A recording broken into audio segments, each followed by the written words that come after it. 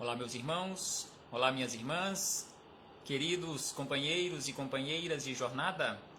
É com imensa satisfação que estamos chegando aqui mais uma vez para mais uma oportunidade de estudo, mais uma oportunidade de reflexões acerca do Evangelho de Jesus, à luz da doutrina espírita. E por isso, mais uma vez, agradecemos a Deus, ao nosso Pai misericordioso, ao nosso Pai infinitamente bondoso, que nos concede constantemente oportunidades para a nossa melhoria, oportunidades para o nosso esclarecimento constante de forma permanente.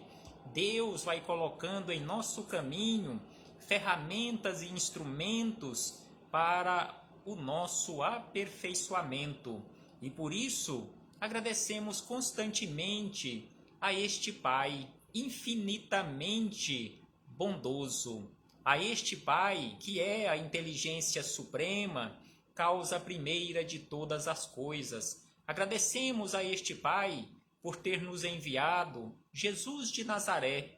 Agradecemos a este Pai que coloca em nosso caminho até mesmo as dificuldades, que é o resultado das nossas escolhas para o nosso aprendizado. Porque não é Deus que quer que soframos. O sofrimento que porventura apareça na nossa vida é o resultado das nossas escolhas equivocadas. E por isso agradecemos também a Jesus de Nazaré por ter nos deixado estes belíssimos ensinamentos exemplificados. Aos espíritos amigos agradecemos pelo amparo, pela proteção, pela assistência que sempre tem nos dado ao longo da nossa trajetória. E não podemos deixar de agradecer a todos vocês, irmãos e irmãs de jornada, que constantemente estão aqui conosco, vão chegando e se conectando aqui no Centro Espírita Virtual para juntos estudarmos o Evangelho do Senhor Jesus. Sejam todos bem-vindos, sejam todas bem-vindas em nome do Cristo.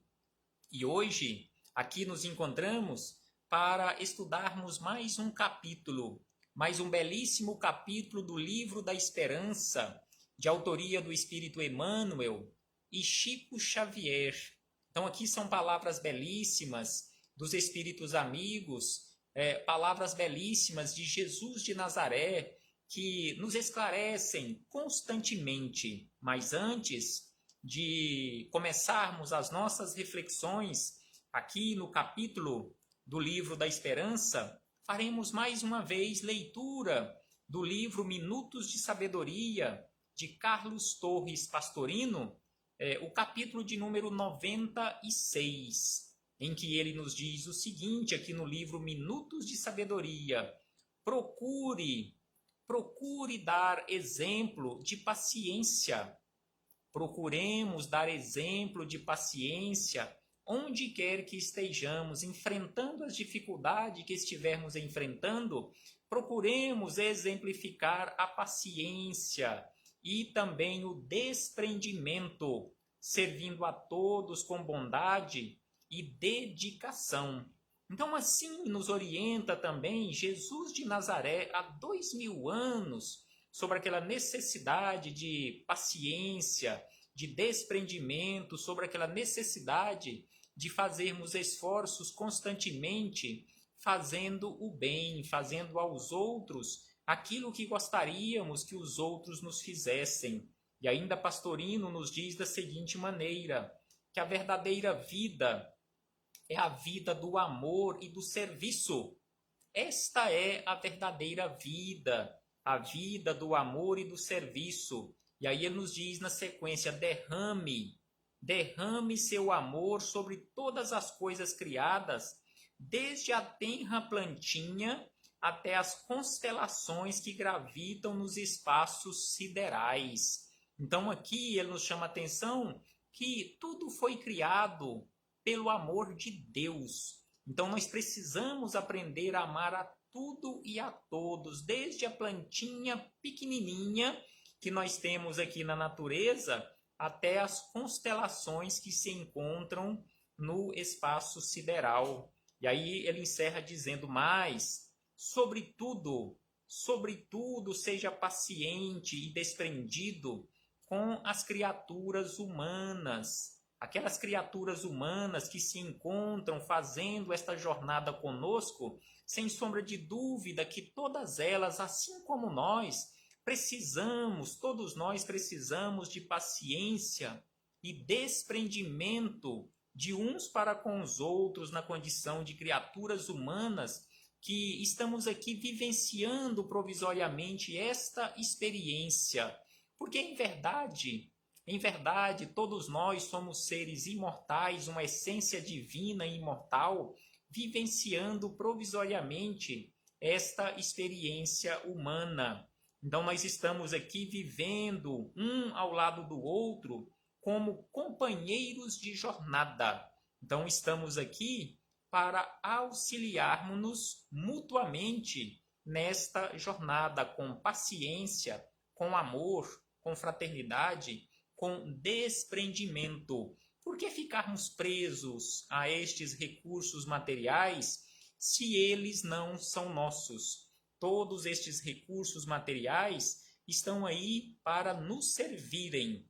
Não é para nós nos escravizarmos a eles, porque todos estes recursos materiais são propriedades de Deus. Não somos proprietários de nada destes recursos materiais. Nem este instrumento que estamos usando neste momento, que nós conhecemos com o nome de corpo físico, nem este corpo físico nos pertence. Até ele é propriedade de Deus, que por misericórdia, por amor, nos emprestou provisoriamente para eu, para você, para nós, na condição de essência divina, seres imortais, espíritos encarnados provisoriamente, realizarmos as experiências necessárias para a nossa melhoria. E aí fechamos este parêntese aqui com Carlos Torres Pastorino para começarmos nas palavras de Emmanuel, neste capítulo de número 76 do Livro da Esperança. Então, aqui neste capítulo de número 76, Emmanuel, como sempre, em todos os capítulos deste Livro da Esperança, que são 90 capítulos, Emmanuel sempre busca como referência para as reflexões palavras de Jesus em primeiro lugar. E na sequência ele busca referência também em o Evangelho segundo o Espiritismo.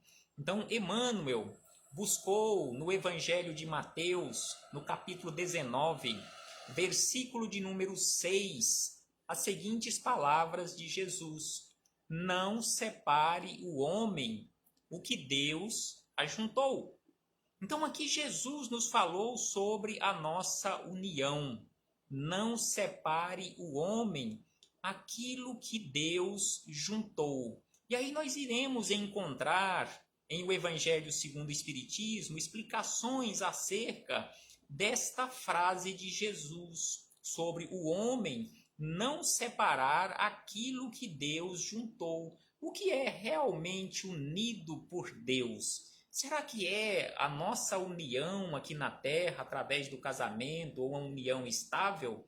Então prestemos atenção o que Emmanuel buscou em o Evangelho segundo o Espiritismo sobre esta verdadeira união, este verdadeiro laço por Deus. Então aqui ele buscou no capítulo 22º do Evangelho segundo o Espiritismo, no item de número 3, a seguinte frase: quando disse Jesus, não separe o homem o que Deus juntou, essas palavras se devem entender com referência à união, segundo a lei imutável de Deus, e não segundo a lei mutável dos homens. Então aqui os espíritos amigos já nos esclarecem neste parágrafo do item 3 do capítulo 22º do Evangelho segundo o Espiritismo, que por estas palavras de Jesus, não separe o homem o que Deus juntou, é preciso que entendamos aquilo que realmente foi unido através da lei imutável de Deus, que é a lei de amor, e não a união segundo a lei ou pela lei humana, mutável, imperfeita, assim como nós, principalmente aquelas uniões que acontecem através de interesses materiais.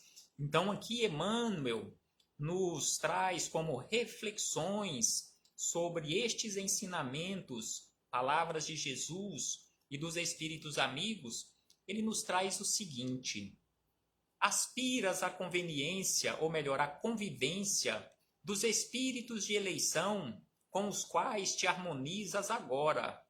No entanto, trazes ainda na vida social e doméstica o vínculo das uniões menos agradáveis que te compelem a moderar ou a reprimir impulsos e a sufocar os mais belos sonhos. Então aqui Emmanuel nos chama a atenção que nós aspiramos, sim, sem sombra de dúvida, nós aspiramos à convivência com espíritos melhores, com espíritos que estejam realmente em harmonia com a lei divina. No entanto, o nosso passado, com certeza, ainda nos condena, vamos colocar este condenar entre aspas, o nosso passado ainda nos condena à convivência com criaturas que não são tão afins ao nosso padrão, segundo o nosso entendimento. Em muitas situações, nós achamos que temos merecimento para convivermos com pessoas melhores, mas, via de regra, no nosso agrupamento familiar, nós reencontramos criaturas que nós prejudicamos no passado ou que fomos prejudicados por elas. Então é por isso que nós nos reencontramos e às vezes nós nos julgamos naquela condição de não merecedores de convivência com essas criaturas, mas como nós sabemos, Deus é a perfeição absoluta. Se nós nos encontramos juntos, conforme nos afirma Chico Xavier, se nós nos encontramos juntos naquele agrupamento familiar, é exatamente naquele agrupamento familiar que nós precisávamos estar no momento para o nosso aprendizado. E aí acrescenta Emmanuel o seguinte: não violentes, contudo, a lei que te preceitua semelhantes deveres, ou seja, a lei de amor que nos preceitua a convivência pacífica, a convivência amorosa, a convivência fraterna, a convivência de renúncia, a convivência de aprendizado constante. E aí Emmanuel, na sequência, nos diz o seguinte, que arrastamos do nosso passado ao presente os débitos que as circunstâncias de hoje nos constrangem a revisar. Então aqui Emmanuel nos chama a atenção que todos nós somos constrangidos a revisar aqueles problemas nossos do passado, porque arrastamos conosco, carregamos conosco o nosso patrimônio, porque o nosso patrimônio é a nossa herança. Não tem como nós nos desvencilharmos deste patrimônio, seja um patrimônio bom ou um patrimônio não tão bom, é nosso patrimônio, é nossa bagagem. É preciso que siga conosco, porque sem sombra de dúvida, hoje nós estamos convivendo com aquelas pessoas que precisávamos conviver e hoje nós estamos vivendo as melhores experiências da nossa vida para o nosso aprendizado. E aí Emmanuel, na sequência, ele faz referências a algumas criaturas que somos constrangidos a conviver no nosso agrupamento familiar.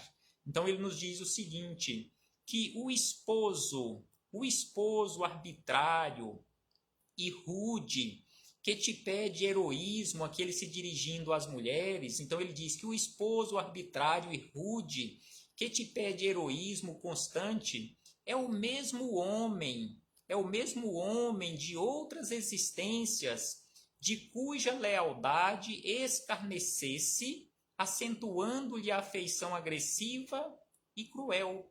É lógico que nós não nos encontramos hoje no agrupamento familiar, seja na roupagem masculina ou feminina, seja na condição de esposa ou de esposo, na condição de filhos. É lógico que nós não nos encontramos ali, neste agrupamento familiar, para brigarmos. Mas, sem sombra de dúvida, como nós arrastamos o nosso passado conosco, em muitas situações, aquele esposo, aquele marido, aquele companheiro que ainda age de forma arbitrária e rude, é aquele mesmo companheiro de outras épocas que também você, hoje, que se encontra numa roupagem feminina, o prejudicou no passado. E aí ele diz na sequência que os filhinhos doentes que te desfalecem nos braços, estes filhinhos cancerosos ou insanos, idiotizados ou paralíticos, são as almas confiantes e ingênuas de anteriores experiências terrestres que impeliste friamente às pavorosas quedas morais. Então aqui ele nos chama a atenção, a nós, pais, em relação aos filhos que vieram hoje no nosso agrupamento familiar com estes tipos de problemas. Aqui ele chama atenção aos cancerosos, aos insanos, idiotizados ou paralíticos, são as mesmas almas que no passado nós prejudicamos. Aqui ele nos fala que nós, de forma fria, impelimos estas almas a pavorosas quedas morais. E hoje eles estão no nosso agrupamento familiar para serem cuidados por nós, porque fomos nós quem os prejudicamos. É a lei de causa e efeito, é a lei de amor e de caridade, a lei de justiça que nos impele a isto, de que nós precisamos corrigir, nós precisamos resgatar os nossos débitos de outras épocas. E aí ele nos lembra na sequência em relação às esposas, às companheiras intransigentes e obsidiadas a envolver-nos em farpas magnéticas de ciúme. Então aqui Emmanuel nos traz uma explicação para o ciúme, seja na posição de esposa ou de esposo, ou seja, de homem ou de mulher. Por que nós sentimos ciúme? Porque ciúme, sem sombra de dúvida, não é uma prova de amor. Sem sombra de dúvida que ciúme é falta de confiança. E prestemos atenção o que ele nos diz aqui, é o que a companheira intransigente, obsidiada, a envolver-nos em farpas magnéticas de ciúme, não é outra senão a jovem de outrora que tu enganastes, que tu iludistes, que tu mentistes para ela com falsos juramentos de amor, enredando-lhe os pés em degradação e loucura. Então, se um determinado momento da vida, na nossa trajetória, se nós enganamos uma criatura, não é pelo fato de termos deixado o fardo físico daquela época e termos retomado em uma nova existência, um outro fardo físico, que tudo isso estará esquecido. Não, de forma alguma. Estes registros continuam na memória, na mente do espírito, e quando nós nos reencontrarmos, não teremos aquela confiança naquela criatura. É preciso que realizemos todo um trabalho de semeadura, de replantio desta confiança, da mesma forma que aqui neste corpo físico, nesta existência, quando nós enganamos ou quando nós somos enganados por outra criatura, é quase que impossível, vai demorar muito nós reconstruirmos aquela confiança de outrora. Então, em uma outra existência, isto também seguirá conosco até ser superado, depois de muitas e muitas atitudes para provar e comprovar a nossa mudança. E aí ele nos lembra, em relação a nós na condição de pais, que os pais, chefes tirânicos, os pais e chefes tirânicos, sempre dispostos a te ferirem o coração. Então aqui ele falando aos filhos em relação aos pais, na condição de chefes tirânicos, sempre dispostos a te ferirem o coração, revelam a presença daqueles que te foram filhos em outras épocas, nos quais plantastes o espinheiral do tiranismo, do autoritarismo, que você agiu de forma opressora em relação a estas criaturas e em relação à questão do orgulho, hoje contigo, para que lhes renoves o sentimento ao preço de bondade e perdão sem limite. Então aqui ele se dirige a todos nós na condição de filhos, se tivemos a oportunidade de conviver com pais autoritários, com pais tiranos. Então ele nos lembra que estes mesmos pais, em outras épocas, eles foram os nossos filhos e que nós agimos desta mesma forma para com eles e que eles não esqueceram, isto ficou guardado. E hoje eles voltaram conosco na condição inversa, ou seja, na condição de nossos filhos, porque outrora nós fomos os seus pais. Hoje eles são os nossos filhos, se comportando da mesma forma que nós nos comportamos para com eles, para que nós, a preço de bondade e perdão sem limites, renovemos os nossos sentimentos. E aí ele segue dizendo o seguinte: espíritos enfermos, todos nós, espíritos enfermos, passamos pelo educandário da reencarnação. Prestemos atenção nesta simbologia que Emmanuel utiliza. Ele chama a reencarnação, além de ser uma belíssima oportunidade, constantes oportunidades, ele denomina a reencarnação como sendo um educandário. O educandário da reencarnação, qual se o mundo transfigurado em sábio anestesista. Então aqui ele fala que o mundo é um sábio anestesista, já que Deus nos concedeu, através da sua sabedoria, jogou sobre a nossa mente, de uma certa forma, o esquecimento. Então aqui Emmanuel classifica como sendo o sábio anestesista, o mundo transfigurado em sábio anestesista, se nos retivesse no lar, para que o tempo, a afeição de professora, que ele traz o mundo como sendo um sábio anestesista e o tempo como um sábio professor devotado, de prova em prova, efetue a cirurgia das lesões psíquicas de egoísmo e vaidade, viciação e intolerância, que nos comprometem a alma. E aí ele diz na sequência ainda o seguinte: à frente, pois, das uniões menos simpáticas, saibamos suportá-las de ânimo firme. Então aqui ele nos chama a atenção que à frente, pois, das uniões menos simpáticas, saibamos suportá-las de ânimo firme.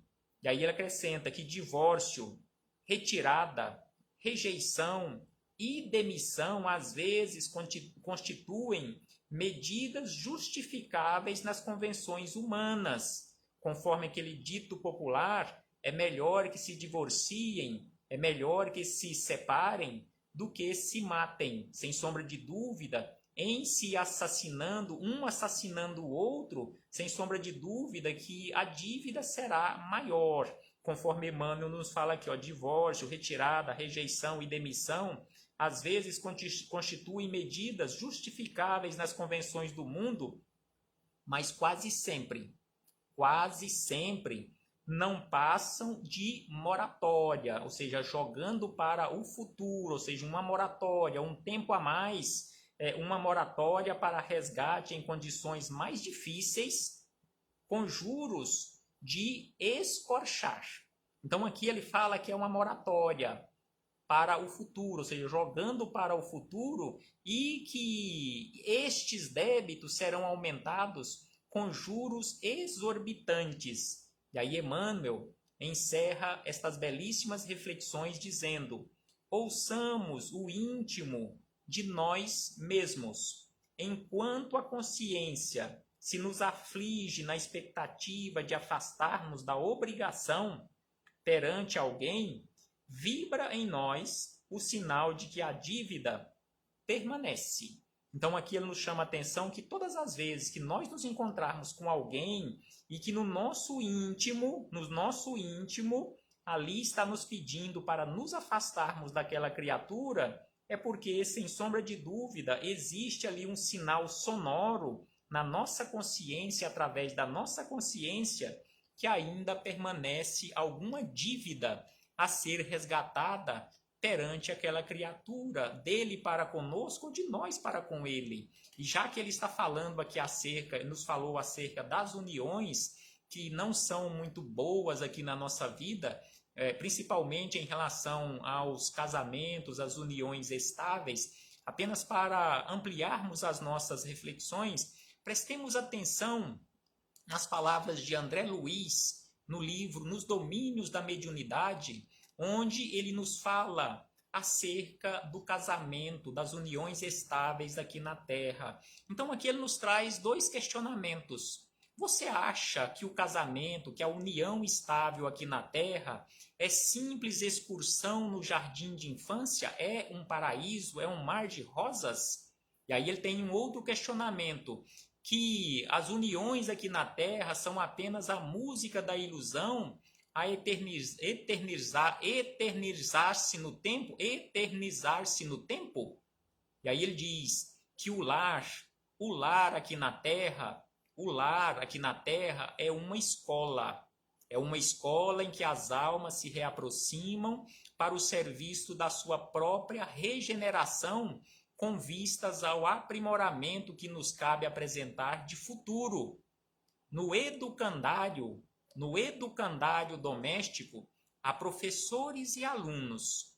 Os melhores devem ajudar aqueles que são menos bons. Prestemos atenção que André Luiz não fala que os melhores devem ajudar os piores, mas que os melhores têm a obrigação de ajudarem aqueles que se encontram na posição de menos bons. E encerrando as nossas reflexões, prestemos atenção nesta classificação de uniões estáveis aqui na Terra.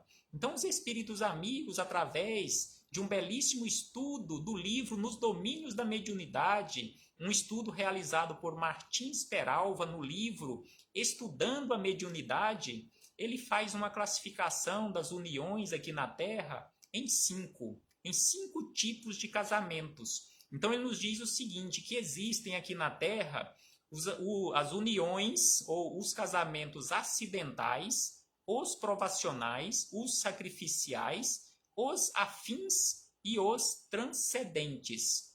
E ele nos diz da seguinte maneira, ele conceitua cada um, que as uniões acidentais são aqueles encontros de almas inferiorizadas, ou seja, as duas almas inferiorizadas, simplesmente por atração momentânea, atração física, interesse físico, interesse material, sem qualquer ascendente espiritual.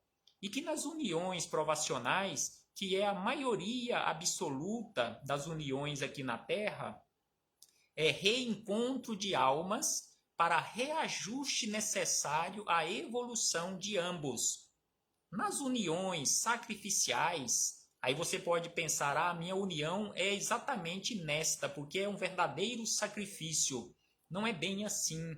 Ele nos diz que nas uniões sacrificiais, o sacrifício é apenas de um, que é o reencontro de alma iluminada com uma alma inferiorizada. Isto acontece por amor daquela alma iluminada, com o objetivo de redimir aquela alma inferiorizada.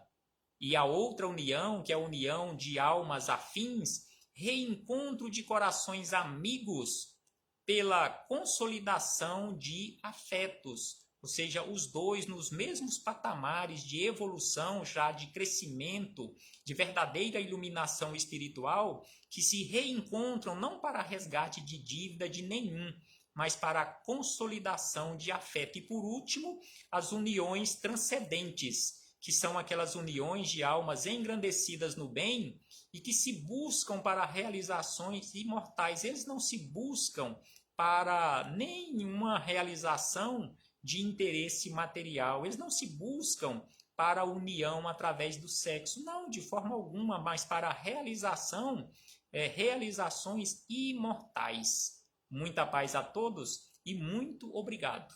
Muito obrigado pela presença de todos os irmãos e irmãs de jornada. Muito obrigado pela caridade que praticaram em mais este momento, mais esta oportunidade de refletirmos juntos acerca do Evangelho do Cristo à luz da doutrina espírita. Recebam todos e todas o meu abraço fraternal e de imensa gratidão. E até a próxima oportunidade, até muito breve, quando aqui pretendemos nos reunirmos mais uma vez com a graça e permissão de Deus para darmos continuidade a estes belíssimos estudos e reflexões. Até breve, meus irmãos e irmãs.